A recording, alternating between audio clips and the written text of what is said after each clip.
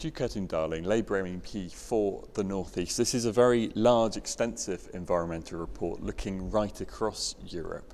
Just taking the aspect of coastal water, when you look at the outline of the coasts right around Europe, there's a red line across the North East. It suggests that water quality is failing in a large number of cases.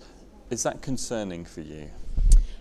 It's really concerning. I think when you see a map of Europe and there's, you know, the situation in the Baltic is the only place in Europe which has as high a concern as the situation in the northeast coast and on the North Sea. I think it's deeply concerning. I mean, water quality is absolutely crucial in terms of quality of our natural environment and promoting good environmental protection and, as a consequence, public health on the edge of environmental protection.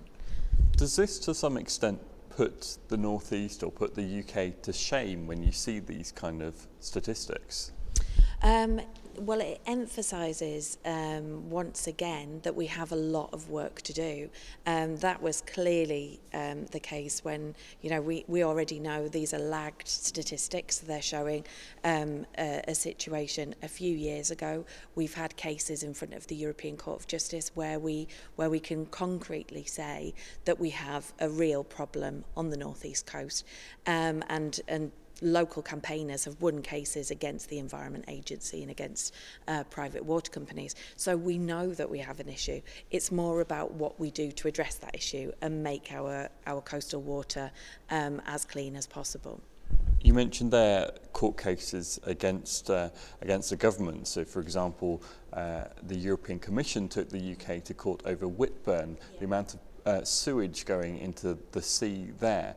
Since that happened, that was 2012, have you seen enough evidence that the water is improving, that the investment is going in, or is that, you know, highlighted by this report that there's still a lot more that needs to be done?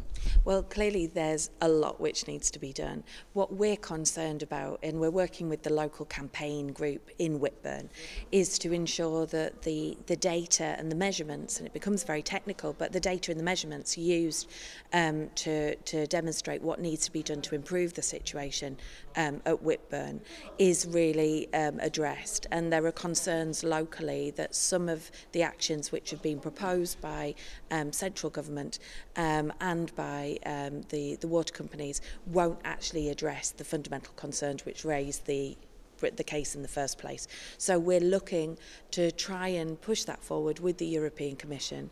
In fact, we're taking a case through the European Ombudsman to try and ensure that we get access to the data used by the Environment Agency, by the water companies and by the Commission in defining the measures to be put in place to resolve the situation. What we don't want to see is that we've had a European court judgment go against the UK and then the action taken to resolve the situation doesn't actually resolve the key concerns and make the local water supply better.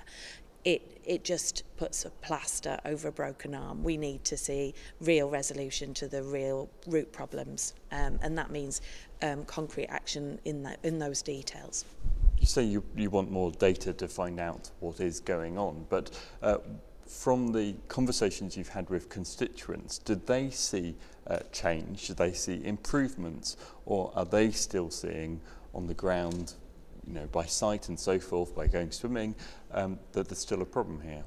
Well, the message that we're getting from local campaigners in Whitburn is that there's still a problem, and their concern is that they're being kind of stonewalled effectively as a result of winning the case.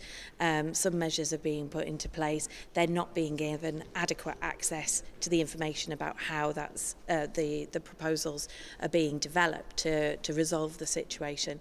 I think that there's a question of trust and confidence in this, and we need all of those local campaign groups to be involved in resolving the situation alongside the Environment Agency and the local water companies. So So there are still issues around Whitburn. The European Court judgment was in 2012. We've had a period since then where things should have been moving, and we're still getting emails of concern and letters from constituents raising questions about it. That's not a great sign. And briefly, to sum up, returning to this report, do you think perhaps put some pressure on the authorities by kind of flagging up in great red colours that it doesn't look too great in the northeast?